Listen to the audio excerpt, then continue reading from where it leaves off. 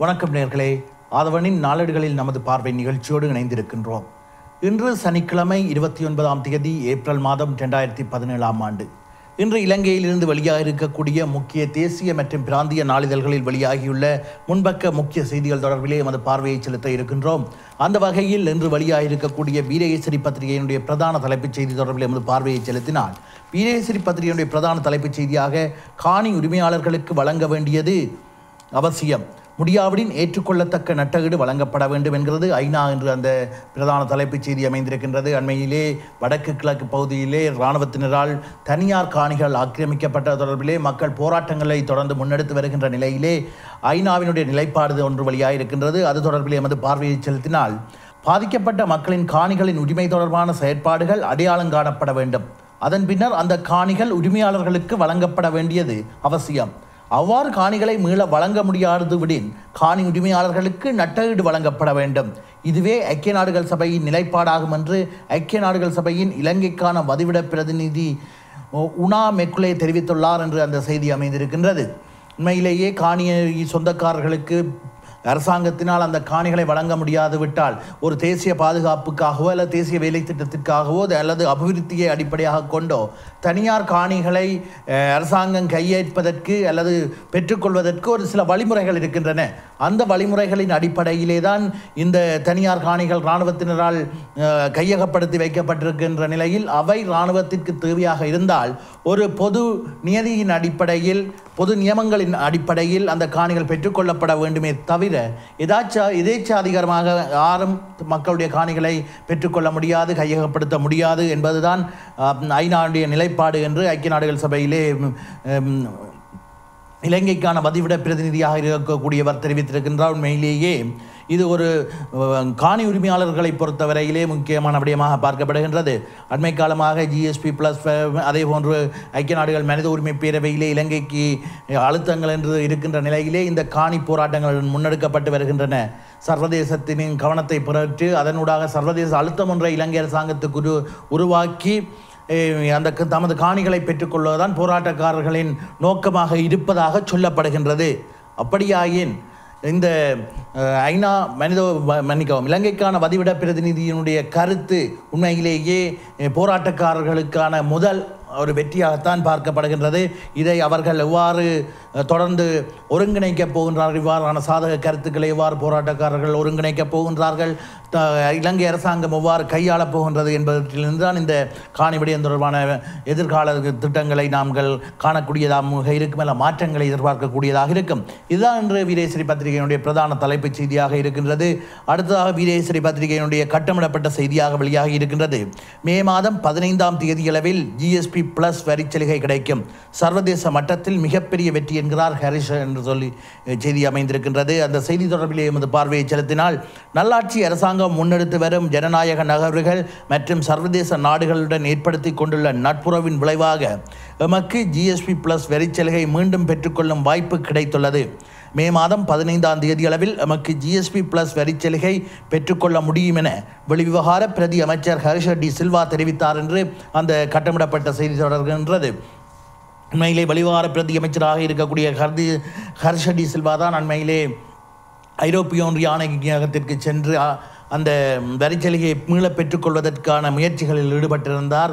அவ்வாறான முயற்சிக்கு தமிழ் தேசிய கூட்டமைப்பு சார்பாக நாடாளுமன்ற உறுப்பினர் ஸ்ரீதரன் சென்றிருந்ததாக சில செய்திகள் வெளியாகி இருந்தன. அது தொடர்பிலே தமிழ் தேசிய தீவிர தேசிய பேசுகின்ற இணையதளங்கள் அல்லது தீவிர தேசியவாதம் பேசுகின்றவர்கள் மத்தியிலே ஒரு பலமான விமர்சனங்களும் முன்வைக்கப்பட்டு வருகின்றது. ஏனென்று சொன்னால், நாடாளுமன்ற உறுப்பினர் ஸ்ரீதரனை பொறுத்தவரையிலே இங்கே அரசாங்கத்தை மிகவும் காட்டமாக விமர்சிக்கின்ற ஒருவர், அரசாங்கத்தின் செயற்பாடுகளை விமர்சிப்பதாக தமிழ் மக்களால் எதிர்பார்க்கப்படுகின்ற ஒருவர் என்று கூட சொல்லலாம். அவ்வாறான ஒருவர் தமிழ் மக்களுக்கு சரியான தீர்வுகள் கிடைக்கவில்லை, காணாமல் போனவருடைய விவகாரம் தொடர்கின்றது, காணி அபகரிப்பு இன்னும் முடிவுக்கு வரவில்லை, இவ்வாறான சூழ்நிலைகள் தொடர்வதை காரணம் காட்டி இலங்கைக்கான GSP வரிச்சலுகையை வழங்கக்கூடாது என்று ஐரோப்பிய ஒன்றிய நாடுகள் சில வலியுறுத்தி வருகின்ற நிலையில் இந்த தமிழ் தேசிய கூட்டமைப்பைச் சேர்ந்த ஒருவர் சென்று அவற்றை பெற்றுக்கொள்வதற்காக அந்த வரிச்சலுகையை பெற்றுக்கொள்வதற்காக முயற்சிகளில் ஈடுபட்டிருப்பது பலத்த விமர்சனங்களை ஏற்படுத்தி இருக்கின்றது. இதுதான் இன்றைய வீரேசரை பத்திரிகையின் முன்பக்கத்தில் வெளியாகிருக்கக்கூடிய பிரதான தலைப்புச் செய்திகளாக அல்ல முக்கிய செய்திகளாக அமைந்திருந்தன. அடுத்ததாக தினக்குரல் பத்திரிகையினுடைய பிரதான தலைப்புச் செய்தி தொடர்பில் எமது பார்வையை செலுத்தினால் தினக்குரலின் பிரதான தலைப்புச் செய்தியாக அமைந்திருக்கின்றது மோடியுடன் பேசுவதற்கு பல விடயங்கள் கைவசம், வாய்ப்பு கிடைத்தால் எடுத்துரைப்பேன் என்கிறார் வடக்கு முதல்வர் என்று சொல்லி அந்த செய்தி அமைந்திருக்கின்றது. அது தொடர்பிலே எமது பார்வையை செலுத்தினால் இலங்கைக்கு அடுத்த மாதம் இந்திய பிரதமர் நரேந்திர மோடி வருகை தரவுள்ள நிலையில் அவரை சந்திப்பதற்கு வாய்ப்பு கிடைத்தால் 13வது திருத்தத்திற்கு அப்பாலான சுமூகமான தீர்வொன்றை பெற்றுக்கொள்வது உட்பட பல்வேறு விடயங்கள் குறித்து பேசுவதற்கு வடமாகாண முதலமைச்சர் CV விக்னேஸ்வரன் எதிர்பார்ப்பை கொண்டிருக்கின்றார்.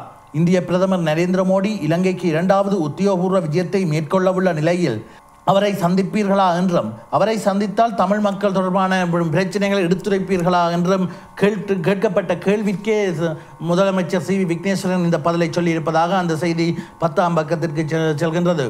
உண்மையிலேயே உலகத் தலைவர்களாக இருக்கட்டும், உலக நாடுகளுடைய தூதுவர்களாக இருக்கட்டும் அல்லது சிறப்பு பிரதிநிதிகளாக இருக்கட்டும், அவர்கள் இங்கே வந்து நம்மவர்களை சந்திப்பதும் அல்லது அரசாங்க தரப்பை சந்திப்பதும் சந்தித்து விடயங்களை அறிந்து கொள்வதும் நிலவரங்களை உணர்ந்து கொள்வதும் ஒரு சம்பிரதாயபூர்வமான ஒரு நிகழ்வாகவே உண்மையிலே அமைந்து வருகிறது அண்மை காலமாக. உண்மையிலே அது கடந்த காலங்களை பார்த்தால் தொழில்நுட்ப வளர்ச்சி இல்லாத காலங்களிலே இவ்வாறு ஒரு நாட்டிலே நடக்கின்ற விடயங்களை இன்னொரு நாடு அறிந்து கொள்ள வேண்டுமானால் இவ்வாறான பிரதிநிதிகளை சந்தித்து அறிந்து கொள்ள வேண்டும் என்பது ஒரு கட்டாயமாக இருந்தது. அது ஒரு மரபாக தொடர்ந்து வந்திருந்தது. இன்று பொறுத்தவரையிலே தொழில்நுட்ப வளர்ச்சி பல்கி பெருகிவிட்டது. ஒவ்வொரு நாட்டிலும் என்ன நடக்கின்றது, எவ்வாறான இந்த செயற்பாடுகள் மேற்கொள்கின்றன, யார் என்னத்தை செய்கின்றார்கள் என்பது உலக நாடுகளின் பார்வைக்கு உடனடியாக தெரிய வந்து கொண்டிருக்கின்றது. தொழில்நுட்பத்தின் வளர்ச்சி உலகம் சுருங்கி இருக்கின்றது. அதைவிட அந்தந்த நாடுகளுடைய பிரதிநிதிகள் இங்கே இருக்கின்றார்கள்.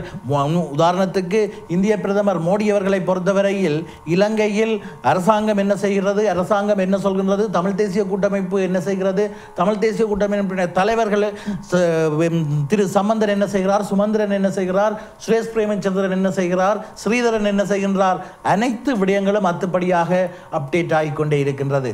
அந்த அளவுக்கு அவர்கள் தற்போது அந்த உலக பொறிமுறை சுருங்கி இருக்கின்றது. இந்நிலையிலே இலங்கை வருகின்ற முதலமைச்சர்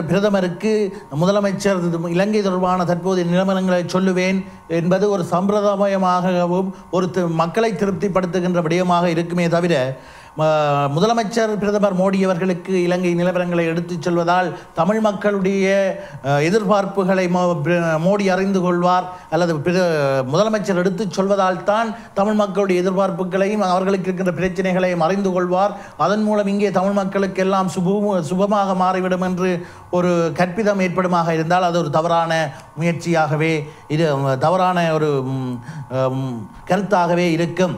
யார் என்ன வந்தாலும் என்ன சொன்னாலும் நம்மவர்கள் என்னத்தை சொன்னாலும் மாற்றங்கள் என்பது நாங்கள் எதிர்பார்க்கின்ற வேகத்தில் நடைபெறாது என்பதுதான் யதார்த்தம். இவ்வாறு இருப்பினும் இதுதான் இன்றைய தினக்குரல் பத்திரிகையினுடைய பிரதான தலைப்புச் செய்தியாக அமைந்திருக்கின்றது. அடுத்ததாக சுடரொளி பத்திரிகையினுடைய பிரதான தலைப்புச் செய்தி தொடர்பில் எமது பார்வையை செலுத்தினால் புத்தர் சிலைக்கு எதிர்ப்பு கிளர்ந்தது, போராட்டம், அம்பாறை எங்கும் பேரணி என்று அந்த செய்தி அமைந்திருக்கின்றது. அந்த செய்தியில் எமது பார்வையை செலுத்தினால் இறக்காமம் மாணிக்கமடு மாயக்கல்வி மலை பகுதியில் புத்தர் சிலை நிறுவப்பட்டுள்ளதை கண்டித்து அங்கு பௌத்த விகாரை அமைப்பதற்கு எடுக்கப்படுகின்ற நடவடிக்கைக்கு எதிர்ப்பு தெரிவித்தும் நேற்று வெள்ளிக்கிழமை ஜும்மா தொழுகையை தொடர்ந்து அம்பாறை மாவட்டத்தின் பல பகுதிகளிலும் ஆர்ப்பாட்டங்கள் பேரணிகள் நடைபெற்றன. கல்முனை, மருதமுனை, அக்கரைப்பற்று, சம்மாந்துறை, ரக்காமம் உள்ளிட்ட பல முஸ்லீம் பிரதேசங்களில் இடம்பெற்ற இந்த ஆர்ப்பாட்ட பேரணிகளில் முஸ்லீம் மக்களும் அரசியல் மற்றும் சிவில் சமூக பிரதிநிதிகளும் பங்கேற்றிருந்தனர். அந்த செய்தி 6ஆம் பக்கத்திற்கு தொடர்ந்து செல்கின்றது.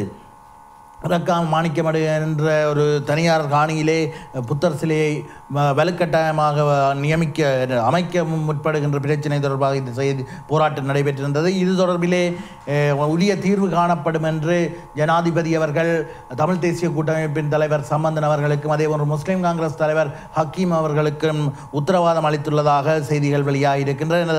அதனுடைய நேற்றைய இணையதள செய்திகளில் நீங்கள் பார்த்திருப்பீர்கள்.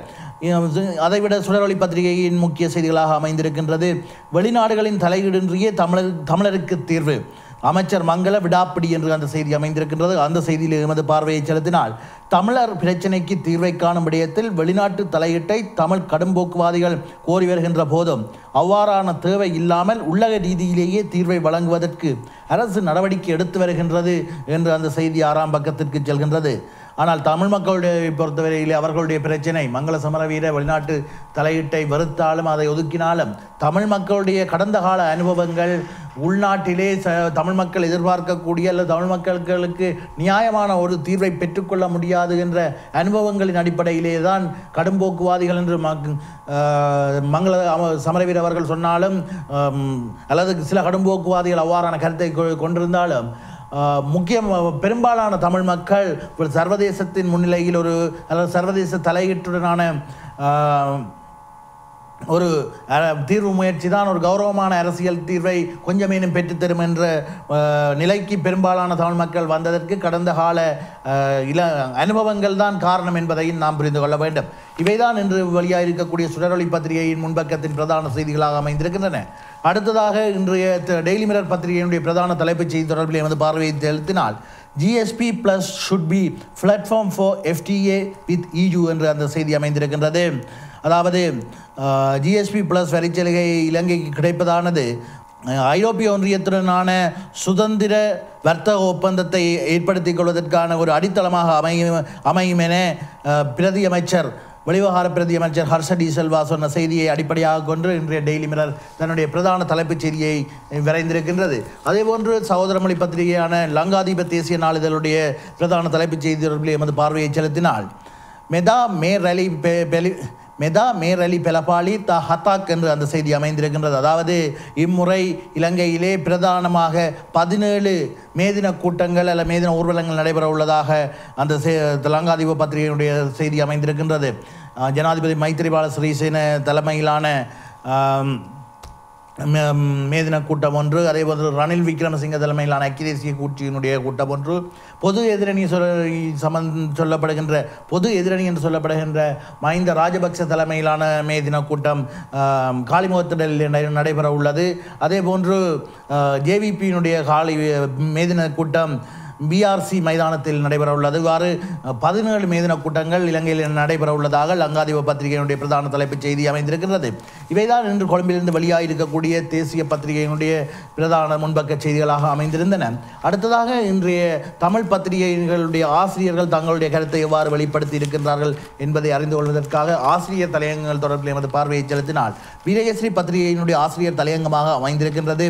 அரசாங்கத்திற்கு விடுக்கப்பட்ட வலுவான செய்தி என்று அந்த தலைப்பு அமைந்திருக்கிறது. அதாவது கடந்த 2 தினங்களுக்கு முன்னால் வடக்கு கிழக்கிலே மேற்கொள்ளப்பட்ட ஹர்த்தால் கதவடைப்பு போராட்டங்களின் வெற்றி என்பது அல்லது மக்கள் அதற்கு ஆதரவு தெரிவித்திருப்பது என்பது அரசாங்கத்துக்கு விடுக்கப்பட்டுள்ள செய்தி. அதாவது காணாமல் போனோர் விடயத்தில் அரசாங்கம் ஒரு அலட்சிய போக்கை காண்பிப்பதற்கு எதிராக அல்லது அந்த காண்பிக்கின்ற செயற்பாடானது வடக்கு கிழக்கிலே வாழ்கின்ற பெரும்பாலான அல்லது ஒட்டுமொத்த தமிழ் மக்களையும் அதிர்ச்சி அடைய செய்திருக்கின்றது என்பதன் வெளிப்பாடாக இந்த ஹர்த்தாலினுடைய வெற்றியை அரசாங்கம் எடுத்துக்கொண்டு ஒரு காணாமல் போனோர் விடயத்தில் ஆக்கபூர்வமான செயற்பாட்டை முன்னெடுக்க வேண்டும் என்பது வீரேசரி பத்திரிகையினுடைய ஆசிரியருடைய கருத்தாக அமைந்திருக்கின்றது. அதே போன்று இன்றைய தினக்குரல் பத்திரிகையினுடைய ஆசிரியர் கருத்து அமைந்திருக்கின்றது என்று பார்த்தால், சமஷ்டி முறையை புரிந்து கொள்ளுதல் என்ற தலைப்பிலே அது அமைந்திருக்கின்றது. அதாவது அடிப்படையில் அரசியலமைப்பு முறைமைகளில் ஒன்றான சமஷ்டி என்ற வார்த்தை தென்னிலங்கையில் எப்பொழுதும் வேப்பங்காயாக இருந்து வருகிறது என்று அந்த ஆசிரியர் தலையங்கம் சொல்கின்றது. அதாவது தமிழ் மக்கள் முறையில் ஒரு கௌரவமான அரசியல் தீர்வை பெற்றுக்கொள்வதற்கு சமஷ்டி முறையிலான அரசியல் அமைப்பு உருவாக்கம்தான் ஒரு வழியாக இருக்கும் என்று உறுதியாக நம்பப்படுகின்ற நிலையில், ஆனால் சமஷ்டி என்பது தென்னிலங்கையிலே ஒரு வேப்பங்காயாக உருவாக்கப்பட்டிருக்கின்றது. கடந்த கால அரசியல்வாதிகள் தங்களுடைய சுயநலன்களுக்காக சமஷ்டி என்பது நாட்டை பிரித்து கொடுப்பதற்கு ஒப்பானது என்று சிங்கள மக்கள் மத்தியிலே ஒரு தவறான கருத்தை விதைத்து வைத்திருக்கின்றார்கள். சிங்கள மக்கள் மத்தியிலே மட்டுமல்ல, அங்கே இருக்கின்ற பெரும்பாலான தென்னிலங்கை அரசியல்வாதிகள் கூட சமஷ்டி என்றால் ஏதோ நாட்டை பிரிவினை என்ற புரிதலோடு தான் இருக்கின்றார்கள். இது தொடர்பிலே நாங்கள் ஒரு தெளிவை ஏற்படுத்த வேண்டும், மக்கள் மத்தியிலே விழிப்புணர்வை ஏற்படுத்த வேண்டும் என்பதுதான் இன்றைய தினக்குரல் பத்திரிகையினுடைய ஆசிரியர் தலையங்கமாக அமைந்திருக்கின்றது.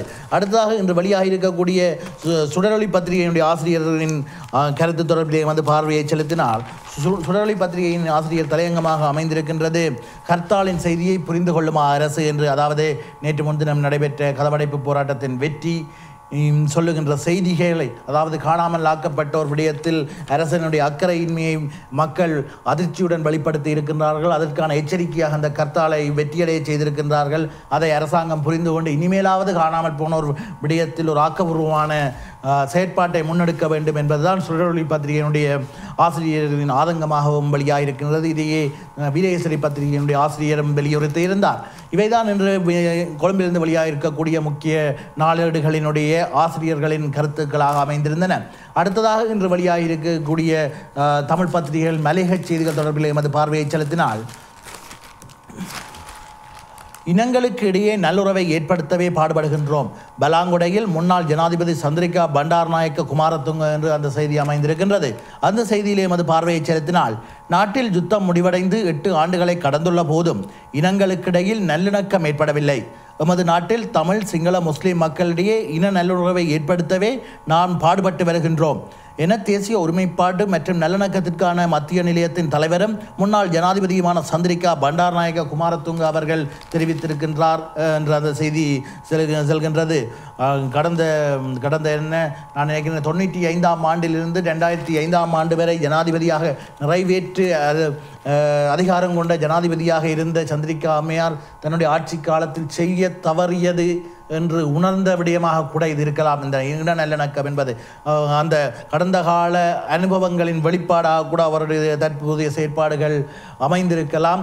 அது எவ்வாறு இருப்பினும் அந்த முயற்சிகள் வெற்றி அளிக்க வேண்டும். இன நல்லிணக்கம் என்பது இனங்களுக்கிடையே புரிதலை ஏற்படுத்த வேண்டும். அவர்களுக்கிடையே இருக்கின்ற சந்தேகங்கள் களையப்பட வேண்டும். இதன் மூலமே இன நல்லிணக்கம் ஏற்படும். அந்த இன நல்லிணக்கம் ஏற்படுத்தாமல் ஒரு ஆரோக்கியமான எதிர்காலத்தை கட்டியெழுப்பவும் முடியாது என்பது யதார்த்தம். அந்த வகையிலே சந்திரிகா அம்மையாருடைய தற்போதைய கடந்த கால செயற்பாடுகள், அவருடைய செயற்பாடுகளில் என்னதான் விமர்சனங்கள் இருந்தாலும் தற்போதைய செயற்பாடுகளை அவர் இதய சுத்தியுடன் அரசியல் நோக்கமின்றி செய்வாராக இருந்தால் பாராட்டப்பட வேண்டிய விடயமாகத்தான் கருத வேண்டும். அடுத்ததாக இன்று வெளியாக இருக்கக்கூடிய உலக செய்திகள் பக்கத்திலே எமது பார்வையை செலுத்தினால், உலக செய்திகள் தொடர்பிலே வெளியாக இருக்கின்றது விட்டுக் கொடுப்பற்ற நிலை காரணமாக வடகொரியாவுடன் பிரதான இராணுவ மோதல் ஒன்று இடம்பெறுவதற்கு வாய்ப்பு என்று அமெரிக்க ஜனாதிபதி டொனால்ட் ட்ரம்ப் தெரிவித்திருப்பதாக அந்த செய்தி அமைந்திருக்கின்றது. இந்த செய்தியை நேற்றைய தினம் ஆதவனுடைய இணையதளத்திலே நீங்கள் தெளிவாக பார்த்திருப்பீர்கள். அதேபோன்று ஆதவனுடைய பிரதான செய்திகளில் கூட நாங்கள் இந்த செய்தியை இணைத்திருந்தோம். அதாவது வடகொரியாவிற்கும் அமெரிக்காவிற்கும் என்னதான் பிரச்சனைகள் இருந்தாலும் முடிந்த அளவுக்கு ஒரு யுத்தத்தை ஏற்படுத்தாமல் பொருளாதார தடைகளூடாக வடகொரியாவை வழிக்கு கொண்டு வரத்தான் விரும்புகின்றோம். ஆனால் வடகொரியா இணங்கவில்லை, இணங்க மறுக்கின்றது. இதுவரை இந்த நிலை தொடருமாயின் யுத்தத்திற்கு செல்ல வேண்டிய நிர்பந்தம் ஏற்படும் என்று அமெரிக்க ஜனாதிபதி டொனால்ட் ட்ரம்ப் தெரிவித்திருந்தார். அதன் அடிப்படையிலே தான் அந்த செய்தி இன்றைய பிரதான உலக செய்திகளில் ஒன்றாக வெளியாகி இருக்கின்றது.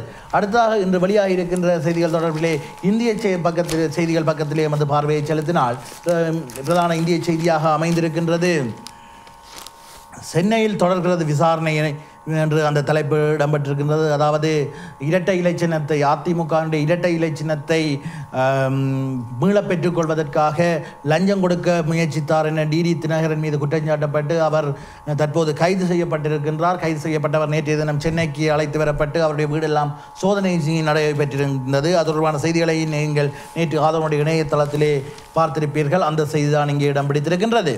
அடுத்ததாக இன்று யாழ் குடாநாட்டில், அதாவது இலங்கையின் பிராந்திய பத்திரிகைகளான யாழ் குடாநாட்டிலிருந்து வெளியாக இருக்கக்கூடிய பலம்புரி, காலைக்கதிர் மற்றும் உதயன் ஆகிய பத்திரிகைகளுடைய பிரதான தலைப்புச் செய்தி தொடர்பில் எமது பார்வையை செலுத்தினால், உதயன் பத்திரிகையினுடைய பிரதான தலைப்புச் செய்தியாக அமைந்திருக்கிறது இராணுவ ஆட்சிக்கு மைத்திரி முயற்சி, பொன்சேகாவின் நியமனம் தொடர்பில் சபையில் சந்தேகம் கிளப்பியது ஜேவிபி என்று அந்த செய்தி அமைந்திருக்கின்றது. அண்மையிலே அமைச்சரவை கூட்டத்திலே இடம்பெற்ற ஒரு சம்பாஷணை தொடர்பிலே அண்மையிலே அமைச்சரவை முடிவுகளை அறிவிக்கும் செய்தியாளர் மாநாட்டில் அமைச்சர் ராஜித் அவர் ஒரு கருத்தை, அதாவது ஒரு புதிய கட்டமைப்பை உருவாக்கி அதன் தலைவராக அல்லது அதன் தளபதியாக சரத் பொன்சேகாவை நியமிப்பது தொடர்பிலே செய்தி வெளியிட்டிருந்தார். அதன் தொடர்ச்சியாகத்தான் இந்த செய்தி அமைந்திருக்கின்றது. நேற்றைய தினம் நாடாளுமன்றத்தில் விஜித ஹேரத் இந்த கேள்வியை எழுப்பியிருக்கின்றார். இதுதான் இன்றைய உதயன் பத்திரிகையினுடைய பிரதான தலைப்புச் செய்தியாக அமைந்திருக்கின்றது. அடுத்ததாக காலைக்கதிர் பத்திரிகையினுடைய பிரதான தலைப்புச் செய்தியை பார்த்தால், இராணுவ ஆட்சியை நோக்கி செல்ல தயாராகின்றதா நல்லாட்சி அரசு என்று கட்டமிடப்பட்ட செய்தியாக அமைந்திருக்கின்றது. அதாவது உதயன் பத்திரிகையினுடைய அதே தலைப்புச் செய்தியைத்தான் இன்றைய காலைக்கதிர் பத்திரிகையின் பிரதான கட்டமிடப்பட்ட செய்தியாக வரைந்திருக்கின்றது. அதே போன்று வலம்புரி பத்திரிகையினுடைய பிரதான தலைப்புச் செய்தியை பார்த்தால், பயங்கரவாத எதிர்ப்பு தடை சட்டம் அடக்குமுறைகளுக்கு துணை புரியக்கூடியது, ஐநா அறிக்கையாளர் அதிருப்தி என்று சொல்லி அந்த செய்தி அமைந்திருக்கின்றது.